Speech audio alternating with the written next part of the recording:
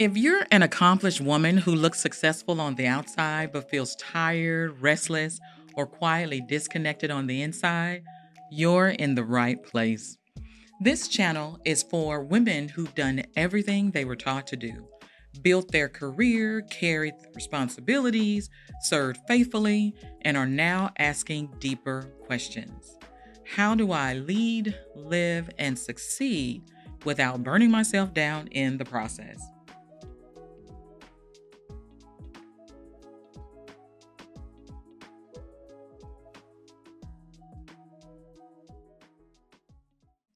Hi, I'm Tony, founder of Macaron High Women's Wellness and Retreats, and welcome to Overflow Living Wellness by Design. Here, we talk about sustainable success, embodied autonomic informed leadership, and designing a life that actually supports the woman you're becoming. It's leadership rooted in physiological regulation, emotional steadiness, and deep self trust so your success no longer costs you your well being. And in this video, we're going to talk about how overflow is often mistaken for luxury. We imagine overflow as having more time, more money, more space, fewer responsibilities. In practice, overflow actually begins much earlier than that. It begins with sufficiency. And sufficiency means our system has enough to meet the demands placed on it, enough energy, enough margin, enough internal safety to respond rather than react to whatever life throws at us. And overflow doesn't arrive all at once. It grows quietly from that place. It can look like waking up without dread, not waking up thrilled every day, but waking up without a knot in your stomach and without the immediate sense that you're already behind before the day even begins. Sufficiency looks like having a margin for creativity where ideas arrive more easily and you find yourself thinking beyond what's urgent, beyond the right now, where you have space to imagine, to reflect, to consider possibilities rather than just manage problems. Sufficiency looks like making decisions without panic. Choices don't feel so high stakes, and we can pause. We can listen. We can trust ourselves to respond thoughtfully instead of rushing to control the outcomes. Overflow living then unfolds through small, steady shifts that restore capacity over time. And these shifts often feel almost unremarkable in the moment because they aren't dramatic changes.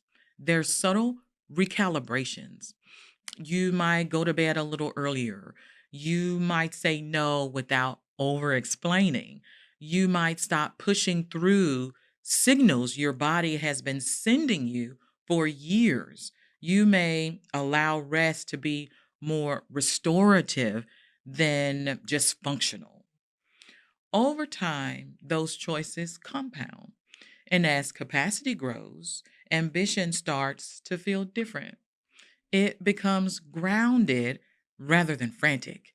You still care deeply. You still want to contribute and lead and create, but the urgency around that softens and the internal pressure eases. When capacity grows, leadership steadies. You're less reactive, you're more discerning. You can hold complexity without feeling overwhelmed by it. Challenges don't disappear, but your relationship to them changes. Your vision feels clearer because your system isn't constantly bracing for the next horrible big thing. You can see beyond the immediate demands of the moment, and long range thinking becomes accessible again. Creativity returns. Life becomes easier to inhabit. That doesn't mean life all around becomes easy. It means you feel more present inside it, not always racing ahead mentally or dragging yourself through it emotionally. You're here, you're present. Overflow allows success to feel supportive instead of overwhelming. We reach a point where success feels heavy sometimes. It can feel heavy at times. We've built something meaningful, yet maintaining it takes so much energy that there's little left to enjoy it. Overflow changes that experience. With overflow, success stops feeling like something we have to manage constantly. It begins to feel like something that supports us back. Our lives have space to breathe, our leadership has room to mature. Overflow doesn't require perfection. It grows through consistency, through honoring capacity again and again, and through choosing sustainability, even when urgency tempts us otherwise. This is why overflow can't be rushed. It's built relationally through trust with yourself. Trust that you don't need to override every signal. Trust that rest and margin aren't liabilities. Trust that success can be carried differently. An overflow looks different in different seasons. In one season, it may mean scaling back on your commitments. In another, it may mean refining your focus. In yet another, it may mean allowing yourself to want more out of life and experience more without guilt.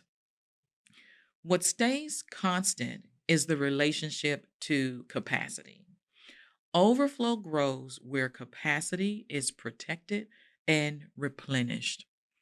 Don't assume you'll experience overflow once all external conditions improve, once everything calms down, once responsibilities lessen, once life becomes more simpler, when you've gotten it all figured out. In reality, overflow begins when life is still full. And it begins when you change how you relate to that fullness. You stop asking how much more you can push, and you start asking what your system needs to remain steady. You notice when pressure is rising and you respond sooner. You honor limits as information to make changes rather than failure. Over time, that way of living reshapes your inner landscape. Calm becomes more accessible, joy becomes more noticeable, and you feel resourced enough to meet what's in front of you. Overflow isn't excess, it grows from sustainability. It's the enoughness that has room to move. If this conversation resonates with you and you want to begin building overflow from where you are, know that awareness is already movement in a beautiful direction. When you're ready and want support designing what this season of your life and leadership is asking you, begin with the Overflow Clarity Guide link below. We created this foundational resource, which is one of our signature offerings, specifically for you. If you'd like to continue with me, you can subscribe here on YouTube. And liking the video is a simple way to help this message reach the women who need it most. Thank you for being here, for honoring your capacity, and I'll see you in the next conversation.